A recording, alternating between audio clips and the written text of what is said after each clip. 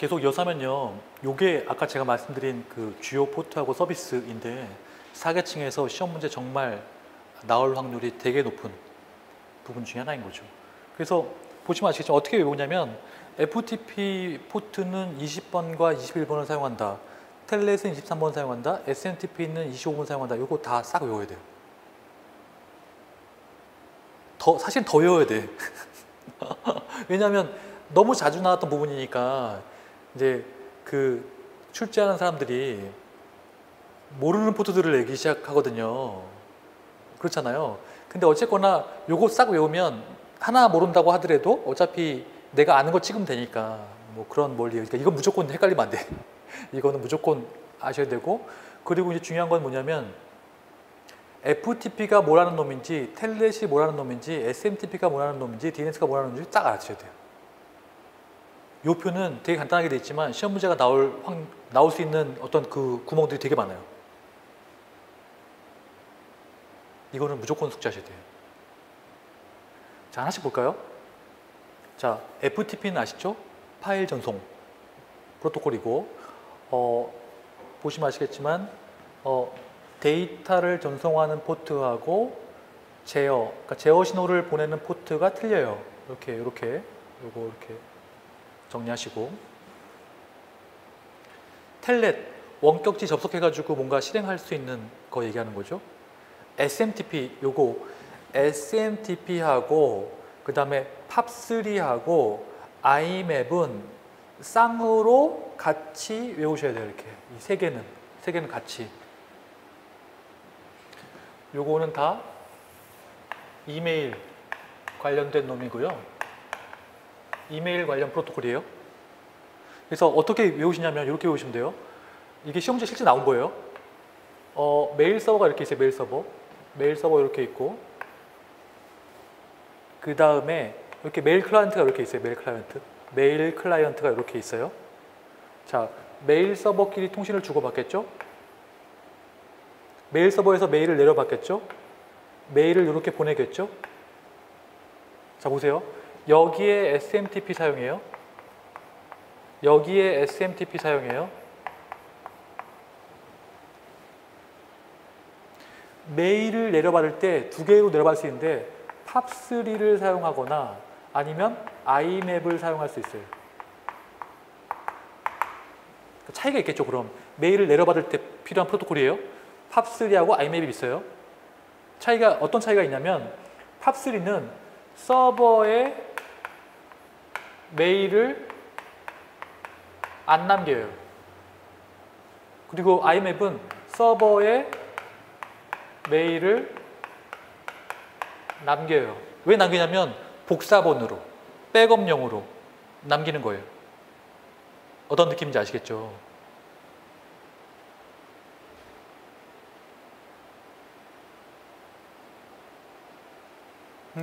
사실은요, 정말 슬픈 얘기인데 이것도 시험 문제 나왔다는 것 자체가 좀 슬픈 얘기예요.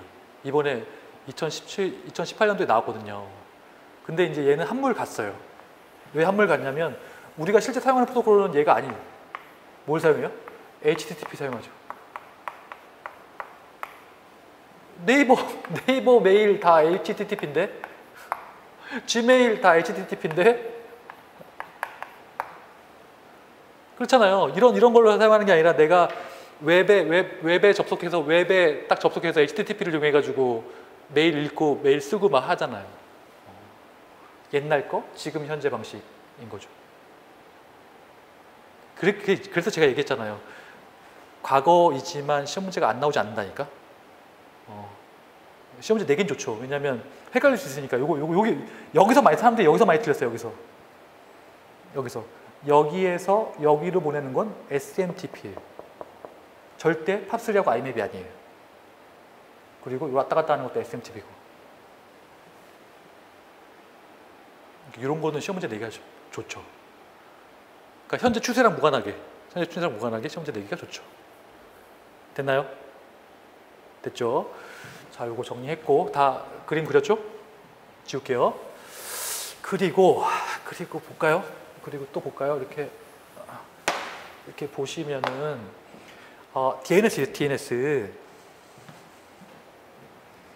여기 DNS죠, DNS. DNS가 뭐냐면 이런 거예요. 여기가 클라이언트가 이렇게 있고 그 다음에 이렇게 서버가 이렇게 있어요. 여기가 네이버예요, 네이버. 나는 네이버.com만 있으면 네이버.com만 있으면 네이버에 접속할 수 있다, 없다? 절대 못해요.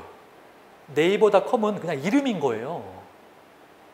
사실은 주소가 있어야 돼요, 주소가. 네이버.com에 접속하려면 IP 주소가 있어야 돼요. 그걸 누가 해주냐면 DNS 서버가 해줘요. 그래서 얘가 물어보는 거예요. 네이버.com의 IP가 어떻게 돼? 걔 1.1.1.1야. 그러면 얘가 1.1.1로 접속하는 거예요. 네이버에 딱 접속하는 거죠. 얘가 해주는 게 뭐다? DNS다. DNS인 거죠. 맞죠? DNS. DNS. 자, 그리고요. 요 TFTP는요. 보면 이렇게 트리비얼이라고 되어 있는데 이 트리비얼은 뭐냐면 인증이 별도로 존재하지 않는 걸 의미해요. 간소화된 FTP를 얘기하는 거예요. 인증이 없어요. 이거 헷갈리시면 안 돼요. 어노니머스 FTP하고는 틀려요. 어노니머스 FTP는요. FTP인데 아이디 패스워드 없이 그냥 접속할 수 있게끔 그냥 해준 거고요. 인증이 별도로 없는 거를 TFTP라고 불러요. 얘는 이제 포트가 틀리죠. 그래서 얘하고 같이 맞물려서 생각하셔야 돼요.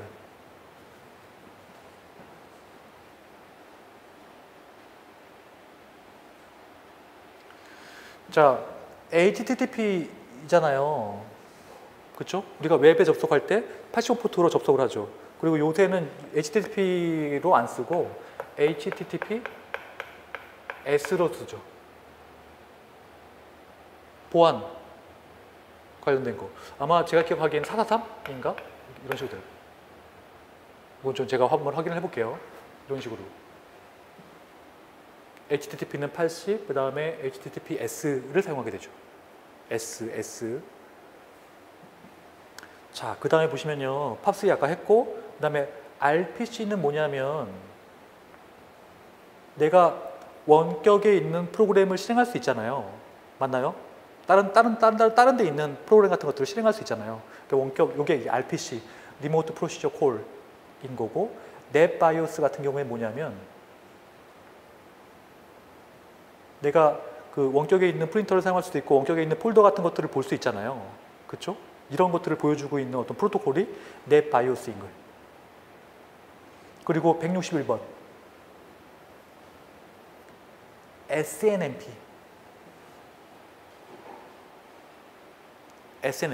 SNMP는 뭐냐면요.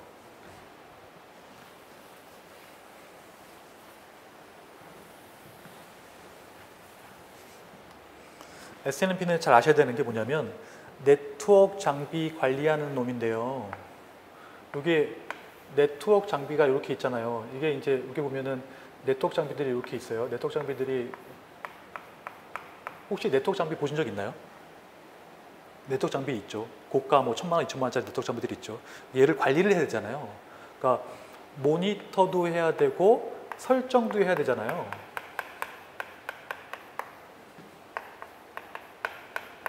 모니터는 뭘 모니터하냐면 얘가 가지고 있는 정보들, CPU 정보, 메모리 정보 같은 여러 가지 정보들, 그리고 그런 것들 설정할 수 있는 변수값들을 설정할 수 있는 것들, 그걸 누가 해주냐면 SNMP가 해줘요.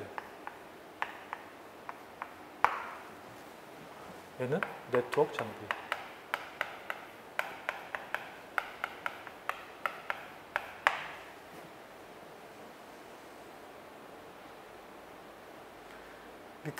사실 그림이 참 중요해요. 왜냐면 SNMP 이렇게 하면 백날을 해도 잘 안 외워져요. 근데 이제 그림이랑 같이 맞물려 가지고 딱 보면요, 그렇게 외우기가 어렵진 않을 거예요. 내가 네트워크 장비를 관리를 하려고 하는데 그때 사용하는 프로토콜이 뭐냐? 그거 SNMP다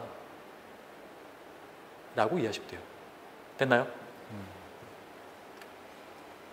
이거 별거 아닌 척 보이지만 할 말 되게 많았죠? 그렇죠? 이런 거예요. 이런 게 시험에 나오는 거예요. 요건 이제 다시 한번 정리한 거예요. 요거 다시 한번 포털 서비스를 다시 한번 정리한 거니까 그냥 어차피 그 앞에 있는 거랑 비슷해요. 앞에 있는 거랑 비슷하니까 다시 한번 그냥 정리하시면 되는데 요 빨간색으로 되어 있는 건 뭐냐면 시험 문제 실제 나왔던 것들을 얘기하고 있어요. FTP 21번이랑 SMTP 25번이랑 HTTP 80번이랑 IMAP 143번이 나왔어요. 한번 참고로 보시면 되고 그 다음에 요거는 이제 다시 한번 정리를 하는 건데 그러니까 시험 문제 나왔으니까 그 FTP를 좀 더 깊숙하게 정리를 하는 건데 FTP는 이제 포트 관점에서 바라보면 21번 포트하고 20번 포트가 사용된다. 20번은 실제 데이터고 21번 같은 경우에는 제어 신호 같은 것들을 넣기 위한 거다. 그래서 데이터 제어용과 그 다음에 데이터 전송 연결을 하려고 하는 것들이 있고 그 다음에 연결 상태를 다른 말로 그거를 세션이라고 부르는데 그 세션을 유지한다. 왜냐하면 계속 데이터를 보내야 하니까. 근데 이제 팁이지만 FTP로 데이터를 보낼 때는요. FTP 데이터를 보낼 때는 개별 파일들을 만약에 1000개가 있으면 그 1000개를 그냥 다 보내는 것보다 그걸 압축해서 보내는 게 훨씬 빨라요.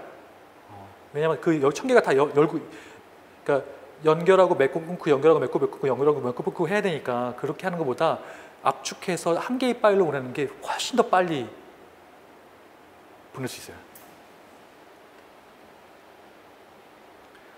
그다음 아까 익명 계정 아까 기억나시죠? FTP는 익명 계정이 존재해요. 그거를 어노니머스 계정이라고 불러요. 그래서 익명 계정을 열어놓고 사람들이 그냥 자기들이 올려놓은 파일들을 그냥 다운로드 받을 수 있게끔 해주는 거죠. 근데 여기서 업로드는 안 돼요. 어노니머스니까 업로드를 막 하게 되면은 사실 나중에 업로드 취약점이라고 그래가지고 업로드를 막 하면 안 돼요. 왜냐면 악성 코드를 업로드해가지고 그걸 실행해버리면 안 되니까. 그래서 업로드 제한이 걸려요. 요거랑 어노니머스 계정이랑 TFTP는 완전 별개인 거예요. 아까 TFTP 기억나시죠? 얘는 인증 없이 그냥 사용하는 그냥 기본적인 코드 같은 것들 이제 다운로드 받아서 사용할 수 있게끔 해주는 애를 TFTP라고 부른다. 그러니까 TFTP도 시험 문제 나오고요. FTP도 시험 문제 나와요. 그런 거를 잘 정리하시고 그 다음에 FTP의 보안 버전이 있어요. FTP의 보안 버전을 SFTP라고 불러요. 그러니까 Secure FTP라고 부르죠. 다 아셔야 돼요. Secure FTP도 존재한다. Secure FTP 존재한다. 그래서 여기 보안을 강화한 거다. 왜 보안을 강화했냐면 FTP는 ID 패스워드 같은 거 맨 처음에 그 연결했을 때 ID 패스워드 같은 거 이렇게 전송하잖아요. 근데 보안이 안 돼 있기 때문에 그 ID 패스워드를 중간에 도청하게 되면요 탈취할 수 있어요. 근데 이제 Secure FTP로 하게 되면은 ID 패스워드가 다 암호화돼 있어가지고 탈취가 안 되는 거죠. 요거는 굉장히 중요한 얘기예요. 그다음에 텔넷도 그냥 ID 패스워드가 탈취되거든요. 근데 이제 SSH를 이용하게 되면 탈취가 안 되는 거고 뭐 그런 것들. 그리고 또 하나 특이점은 뭐냐면 신호 제어용 포트가 21번이 아니라 22번이라는 거. 그리고 SFTP는 21번이라는 거.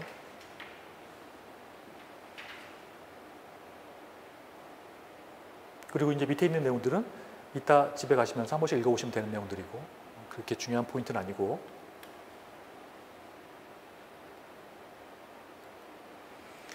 자, 그 다음에요. 요 IMAP 기억나시죠? 아까 SMTP하고 팝3하고 IMAP 기억나시죠? 그 그림을 통으로 다 기억하셔야 돼요.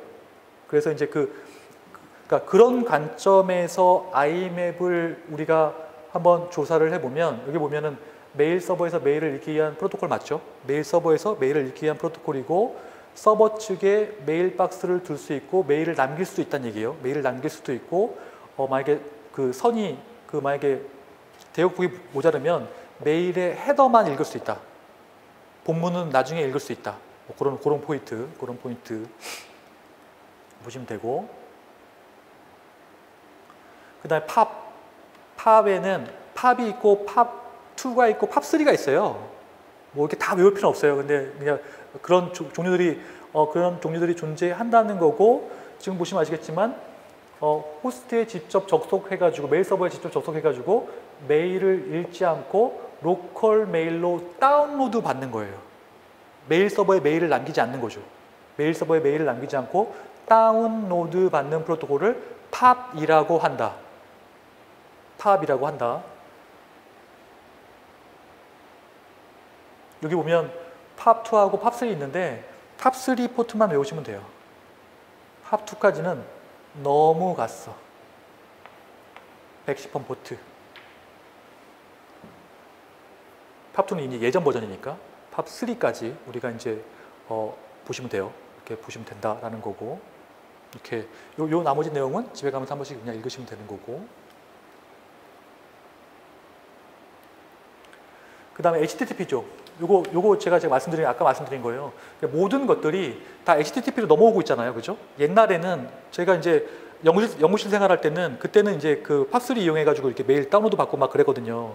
근데 굉장히 불편하더라고요. 왜냐면 그거 나중에 복원하고 백업하고 뭐 그런 거 하려면 굉장히 복잡했는데 HTTP, Gmail 그런 거 나오고 나서부터 그 Gmail 같은 거 이용하게 되면 그 10기가 그런 거 무료 해가지고 굉장히 많이 사용할 수 있게 됐고, HTTP로 관리하니까 굉장히 편하게 메일을 관리할 수 있어요. 단점은 뭐냐면 나 말고도 Gmail 쪽에서도 구글 쪽에서도 그 메일을 볼 수 있다. 그리고 어떤 방식, 해킹 방식에 의해서 검색이 가능할지 모른다.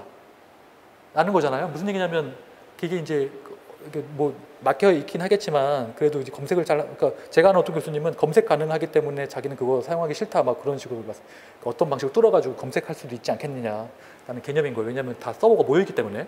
그렇죠? 그런 얘기들. 그래서 HTTP 같은 메일 방식은 웹서버에 모든 메일을 저장해 뒀다가 사용자 요청이 있을 때 웹브라우저에서 보여주는 방식인 거고, 메일이 서버에 있죠. 웹 계정만 있으면 누구라도 접속해가지고 볼 수 있는 방식. 그래서 보시면 네이버나 Gmail 같은 게 굉장히 현재 지금 굉장히 많이 사용하고 있는 거죠. 네이버 사용하시죠? 그렇죠? 이게 HTTP 방식이에요. 이게. 그 다음에 이제 사계층에 대한 얘기 계속하면 사계층 보면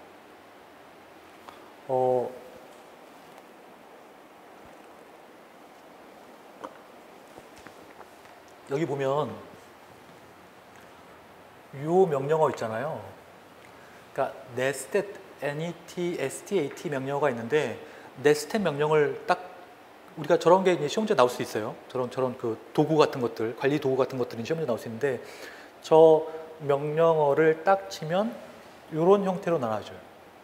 그러니까 TCP나 UDP를 사용하고 있는지, 소스 IP하고 소스 포트, 데스티네이션 IP하고 데스티니 포트가 어떤 걸 사용하고 있는지, 그리고 연결되어 있는지, 지금 내가 기다리고 있는 중인지, 아니면 끝났는지, 그런 것들, 연결이 다 종료됐는지 그런 것들을 알 수 있어요. 이렇게 네스텟을 내 컴퓨터에서 딱 치면 현재 연결되어 있는 것들을 쫙 보여주고 있어요.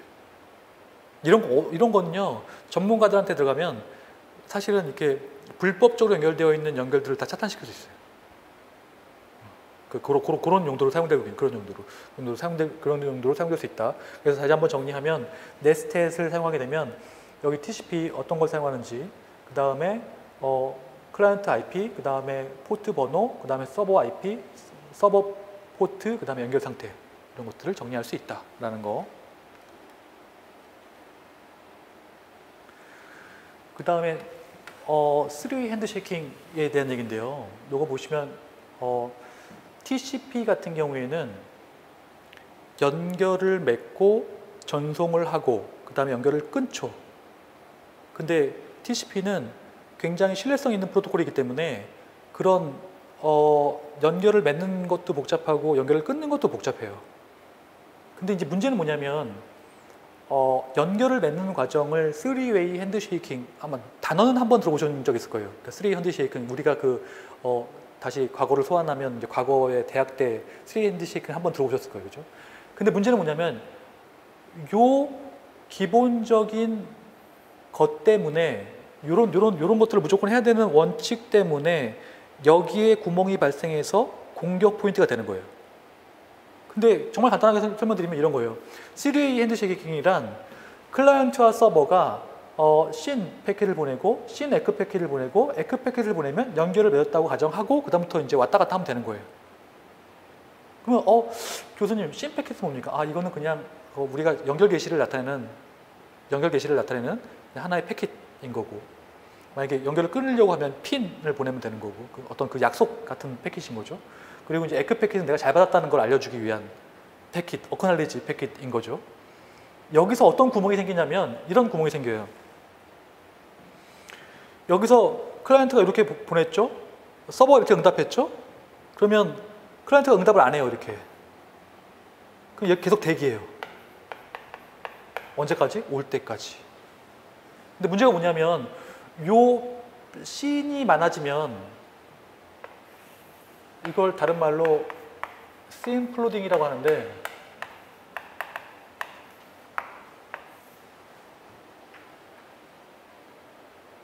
씬을 있잖아요. 한 1000개를 저렇게 해버리면요, 서버가 다른 씬을 받을 수가 없어요.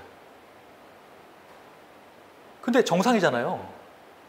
중요한 건 정상이라니까? 무슨 얘기냐면 씬을 보내고 씬 에크를 받고 에크를 안 보내는 건 내 마음이라고.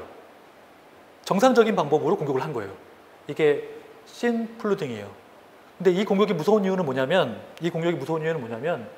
적은 수의 패킷으로 공격이 가능해요. 적은 수의 패킷으로 공격이 가능해요. 다른 것들은요, 핑 플루딩이나 UDP 플루딩 같은 경우에는요, 핑이나 UDP를 계속 많이 보내야 돼요. 상대방이 다운될 때까지 계속 보내야 되는. 근데 얘는 적은 수로 공격이 충분히 가능한 거예요. 왜냐하면 얘는 1000개 받고 계속 대기 상태에 있어야 되니까. 그래서 이걸 해결하는 가장 쉬운 방법은 대기 시간을 줄이는 거예요. 아니면 받는 씬의 패킷이 초당 1000개를 넘을 수 없다, 초당 100개를 넘을 수 없다, 이렇게 막는 거예요. 네트워크 장비들이 있는 거죠. 중간에 네트워크 장비들이 있어서 막는 거죠. 그렇잖아요. 초당 1000개 이상 들어올 리가 없잖아. 그런 것들이죠. 그래서 제가 누누이 강조하는 건 뭐냐면 이 네트워크의 원리를 모르면 이 공격을 이해할 수가 없어요. 그렇잖아요. 그죠?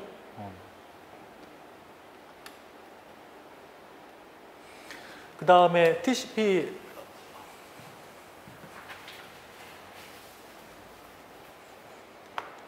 요거 세션 종료예요. 세션 종료는 간단해요.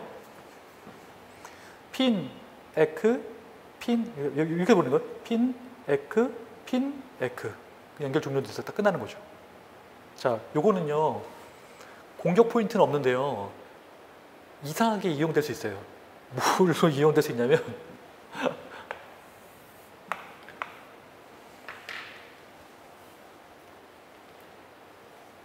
포트 스캐닝에 이용될 수 있어요.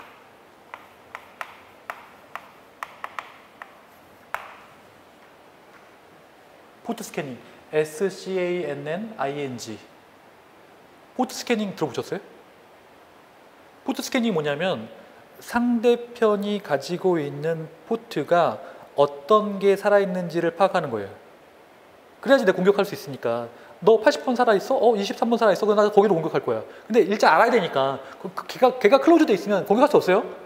그렇잖아. 걔가 포트가 죽어있는데 어떻게 공격해? 포트 스캐닝이에요. 근데 그게 미묘하게도 요 핀 패킷을 이용해서 포트 스캐닝을 할 수가 있어요. 이렇게 상대방이 살아있으면 뭘 보내고 상대방이 죽어있으면 뭘 보내는 어떤 그런 규칙 같은 것들이 있거든요.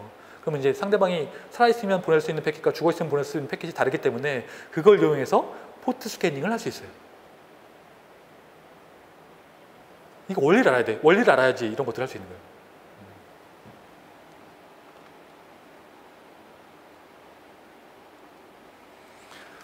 자, 그리고요, 보시면은 TCP, UDP 돼 있죠. TCP는 데이터의 확실한 전송을 보장하고, 왜냐하면 에크를 받으니까 UDP 같은 경우에는 신뢰성 있는 전송을 보장하지 않죠. 그래서 TCP 같은 경우에는요, 은행권이나 그런 경우에는 무조건 그 전송 프로그램 같은 경우에 무조건 TCP를 사용하셔야 되고, UDP 같은 경우에 속도를 요하는 곳, 그렇지만 패킷의 유실이 있을 수 있는 곳, 예를 들어서 이렇게 동영상 전송 같은 경우에 동영상 중간에 좀 끊겨도 상관없잖아요. 그죠? 한두 프레임이 없어도 상관없잖아요. 그죠? 그럴 때 UDP를 사용할 수 있다라는 게 이제 포인트인 거고, 정말 뜬금없지만 이런 식의 문제들이 나와요. 무슨 얘기냐면 TCP는 연결 지향형이고 신뢰성에 대한 얘기고, 얘는 신뢰성이 없고 얘는 연결 지향이 아니고 그렇지만 시간을 절약할 수 있고 뭐 이런 것들 이런 것들이 시험지에 실제 나와요. TCP하고 UDP에 대한 문제를 질문을 하는 것들이 나오고 근데 제가 하나 깊숙이 더 들어가면 어떤 얘기를 할 수 있냐면 그러면 TCP가 어떤 그 패킷이니까 헤더가 있을 거 아니에요. 헤더 안에는 어떤 정보를 가지고 있습니까? 라는 거예요. 이 빨간색으로 되어 있는 거는 실제 시험지에 나왔던 부분인 거예요. 지금 보시면 아시겠지만 TCP 헤더에는 송신 측 포트 번호, 수신 측 포트 번호, 순서번호는 이거 시퀀스 넘버예요. 시퀀스 넘버.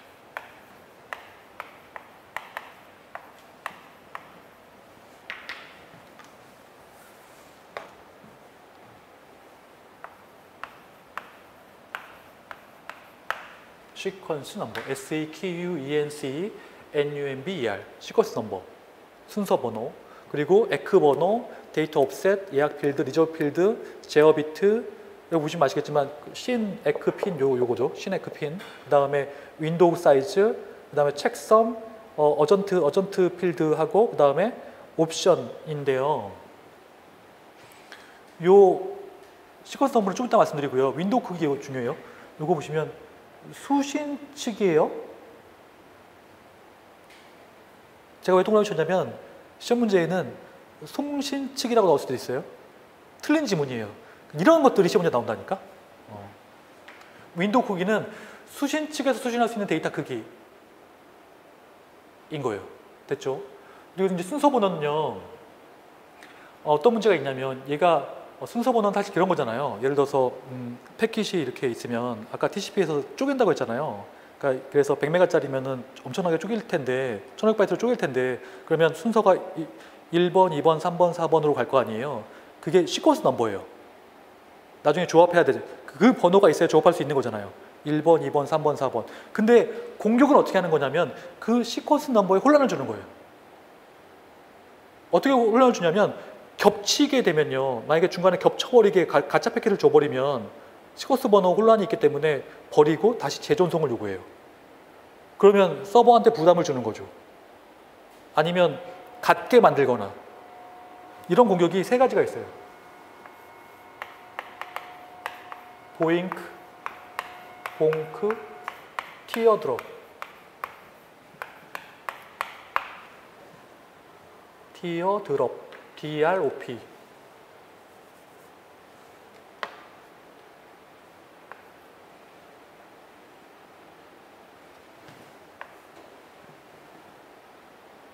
어떤 얘기인지 이해되시죠?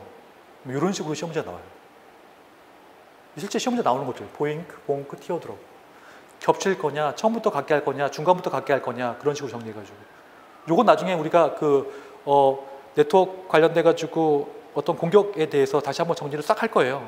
그러니까 이거는 이제 기초 단계에서 그냥 한번 본다라는 관점에서 그냥 바라보시면 될 것 같고요. 될 것 같고. 자, 여기까지 됐나요? 그 다음에 UDP는 간단해요. UDP는 보시면 아시겠지만 송시즌 포트 번호하고 수신층 포트 번호하고 데이터 길이하고 책선밖에 없어요. UDP는 간단하죠. UDP는 우리가 간단하게 외울 수 있고요.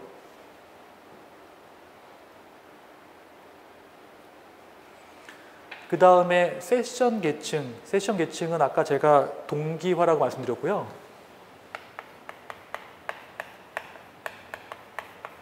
세션의 동기화. 그래서 연결이 손실된 경우 연결 복구 시도 아니면 오랜 기간 연결되어 있지 않으면 재연결 같은 얘기를 하고 있는 거고요. 그 다음에 표현 계층 같은 경우에는 보시면 아시겠지만 압축, 암호화 같은 것들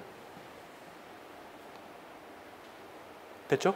그 다음에 응용 계층 같은 경우에는 HTTP, FTP, 텔넷, SMTP 같은 것들 됐죠?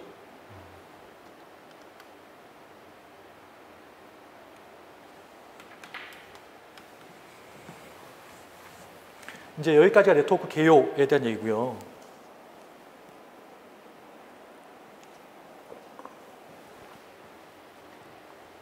이제 두 번째는 네트워크 각 계층별 프로토콜에 대한 얘기인데요.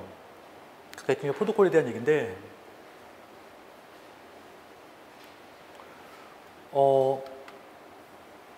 미안하지만 이 그림도 주의 깊게 보셔야 됩니다. 이 그림이 쓸데없는 그림이 아니라 이런 거예요. 2계층, 3계층, 4계층, 그리고 5, 6, 7계층에는 어떤 프로토콜들이 있는지를 보여주고 있는 거예요. 실질적으로는 사실 시험 범위는 전체인 거죠. 왜냐하면 어디서 뭐가 나올지 모르는 거니까. 어디서 뭐가 나올지 모르는 거예요. 딱 정해진 게 없어요. 어디서 뭐가 나올지 모르는 거예요. 지금 보시면은 아시겠지만 4계층은 쉽죠. UDP, TCP는 뭐 별거 없죠. 그죠? 그 다음에 SMTP 아시죠? SNMP 아시죠? 그 다음에 DNS 아시죠? HTTP 아시죠? 텔넷 아시죠? SMTP 아시죠? IMAP, POP3 아시죠? 이런 거 이렇게 지워나가는 거예요. 이렇게. 그 다음에 보면 여기 중요한 것들인데 이제 이따 라우팅 프로토콜에 대해서는 이제 좀 이따 말씀드릴 거고, 그리고 요 IPsec 정말 중요해요. 시험 문제 정말 자주 나와요. IPsec은 나중에 싹 정리하셔야 돼요. IPsec은 정말 시험 문제 자주 나오고, ICMP는 이제 좀 이따 말씀드릴 거고, 그 다음에 이제 ARP하고 RARP가 있는데 이게 도대체 뭔지를 아셔야 되는 거예요. 근데 보시면은 ARP 같은 경우에는요, 보면은 IP 주소에서 MAC 주소가 필요할 경우가 있잖아요. 그죠? 이거를 ARP 인 거고요. MAC 주소에서 IP 주소를 주는 거를 RARP라고 해요.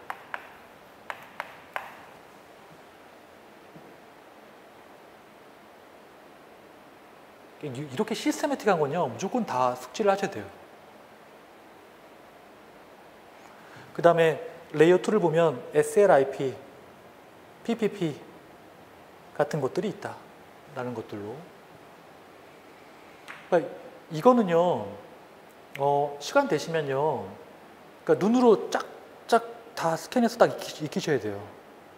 시험 문제 나온 것들은 제가 이렇게 딱 쳤는데 사실은 전 범위인 거예요. 저기서 어디서 뭐가 나올지 툭 튀어나올지 모르는 거예요.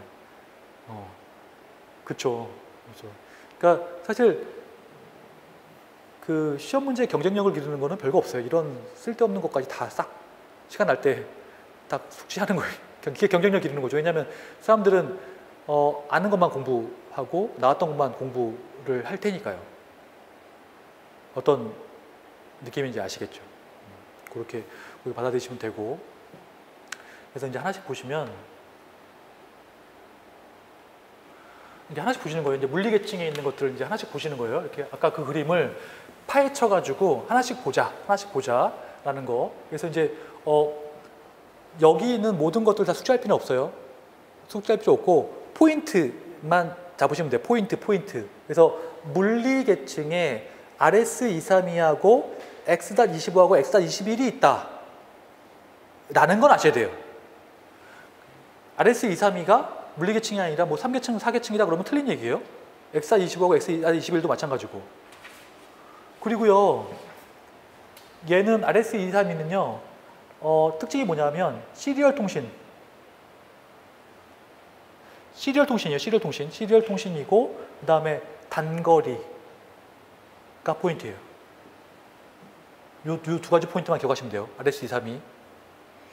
그리고 X.25하고 X.21은 패킷 교환망, 그 다음에 회선 교환망이 있어요. 패킷 교환망, 회선 교환망은 네트워크 중에서도 기초적인 내용 중인데요. 패킷 스위칭이 있고요.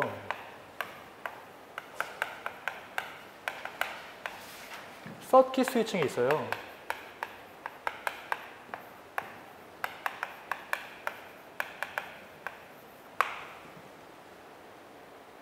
패킷 스위칭, 서킷 스위칭. 그래서 서킷 스위칭 같은 경우에는요, 옛날 전화망을 얘기하는 거예요. 그래서 한 번 연결을 맺으면 그 연결이 바뀌잖아요. 옛날 혹시 죄송한 얘기지만 자꾸 나이 얘기 꺼내서 미안하지만 옛날 전화망 기억나시죠? 옛날 전화망. 한 번 딱 연결을 맺으면 연결이 바뀌지 않는. 그렇죠. 근데 요새는 인터넷 전화로 바뀌었잖아요. 그래서 어떻게 바뀌었냐면 갈 수 있는 경우의 케이스가 되게 많은 거예요. 이거 패킷 교환망이죠. 아까 패킷이 어떻게 된다고 했어요? 메시를 통해서 갈 수 있는 케이스가 되게 많다고 했잖아요. 그렇죠. 서킷, 패킷 스위칭, 서킷 스위칭. 패킷 교환망, 회선 교환망인 거예요. 이건 네트워크의 기초 중에 기초. 됐나요? 요거 숙제하시고요.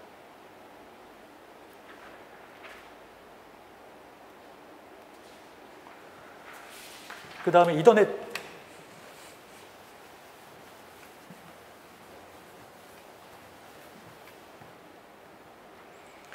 여기 보면 이더넷 요 기억나시죠? 이더넷은 어떤 느낌이냐면 쉐어드 미디어 개념인 거잖아요. 쉐어드 미디어는 어떤 개념이냐면 이렇게 되는 거예요. 컴퓨터들이 이렇게 연결되어 있고 컴퓨터들이 이렇게 연결되어 있는데 요거 버스 구조를 이용해 가지고 이렇게 쉐어하는 구조예요. 요런 게 이제 이더넷 쉐어드 미디어 구조인 거고요. 그 다음에 HDLC는 뭐냐면 앞에 하이 붙잖아요. 하이. 얘는 고속 데이터. 고속 데이터 전송. 그리고 비트 지향적. 비트 지향적의 반대는 문자 지향적이에요. 그러니까 문자 지향적이 뭐냐면 옛날에는 문자 지향적으로 데이터를 보냈는데 이거 어떻게 된 거냐면 그러니까 스타트 비트 있고 스탑 비트 있고 데이터 보내고 중간에 제어 비트 보내고 뭐 이런 식으로 보냈어요. 근데 효율이 좀 떨어지잖아요. 비트는 그런 거 상관없이 그냥 다 비트로 쪼개서 보내는 거예요. 비트로. 그러면 효율을 확실히 이렇게 높일 수 있잖아요. 그래서 고속이 되는 거예요. 그래서 비트 지향적이 되는 거예요. 자, 그리고 PPP는 전화선. 아까 기억나시죠? 전화선. 요거는 아까 얘기한 그 서킷 스위칭이랑 같이 맞물려서 생각하시면 돼요. 딱딱딱 연결돼가지고 바뀌지 않는 P2P인 거고. 여기 그래서 써 있는 거예요. 절대적 회선 링크라고 써있는. 자, 그 다음에 근데 IP.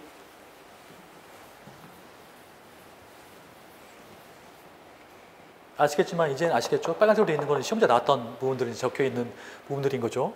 그래서 보면 IP 같은 경우에는 아까 말씀드린 것처럼 주소 지정, IP 주소 있죠? IP 주소 있고 그다음에 패킷 분할, 프래그멘테이션 기억나시죠? 프래그멘테이션 발생할 수 있다라는 거. 그리고 ICMP 이거 중요해요. ICMP는 어디에 사용되는 거냐면 핑 기억나세요? 핑? 그러니까 핑을 보내고 핑을 받잖아요. 그게 다른 말로 ICMP 메시지를 보내고 ICMP 메시지를 받는 거예요. 이렇게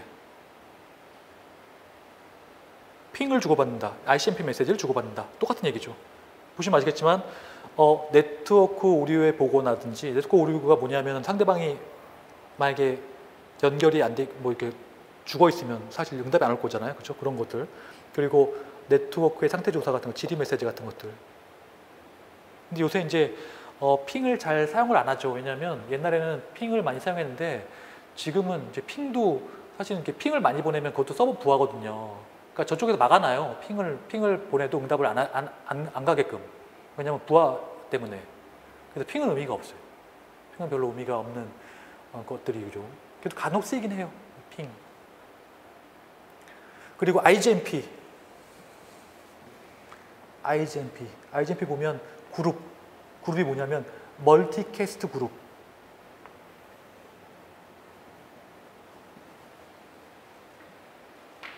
그러니까 내가 만약에 멀티캐스트 그룹한테 보내려면 그러니까 이렇게 되는 거잖아요. 이런 거예요. 브로드캐스트는 다 전방위로 이렇게 보내는 거잖아요. 전방위로 이렇게 브로드캐스트 보내는 거고, 유니캐스트는 이렇게만 보내는 거잖아요. 멀티캐스트는 특정한 놈에게만 이렇게 보내는 거죠. 그리고 애니캐스트가 있어요. 애니캐스트는 3개 중에 하나로 보내는 거예요. 딱 연결되어 있는 게 아니라. IPv6에 애니캐스트가 있어요. 애니캐스트까지 우리가 정리를 하셔야 되고, 그래서 멀티캐스트 그룹에 있는 애들한테 보내야 되니까 그거를 하기 위한 프로토콜이 뭐냐면 IGMP인 거죠. IGMP인 거죠. IGMP.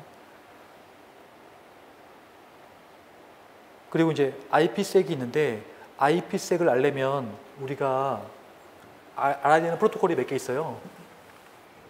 IPsek이랑 같이 연결되어 있는 거예요. 그러니까 IPsek이 뭐냐면 IP 계층의 보안을 준 거예요. 2가지 방식이 있어요.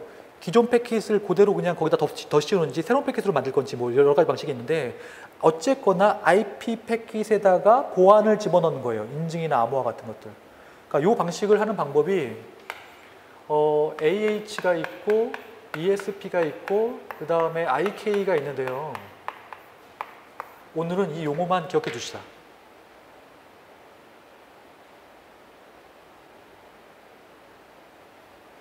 인증, 암호화, 키교환. 인증, 암호화, 키교환. 여기 보시면 인증, 암호화 있죠? 이런 것들. 우리가 이런 것들에 대해서 나중에 다시 볼 거예요. 왜냐하면 그 IPsek은 시험 문제 정말 자주 나오는 것 중에 하나인 거예요. 자, 여기까지 정리하시고 좀만 쉬었다가 나머지 이어서 하도록 할게요.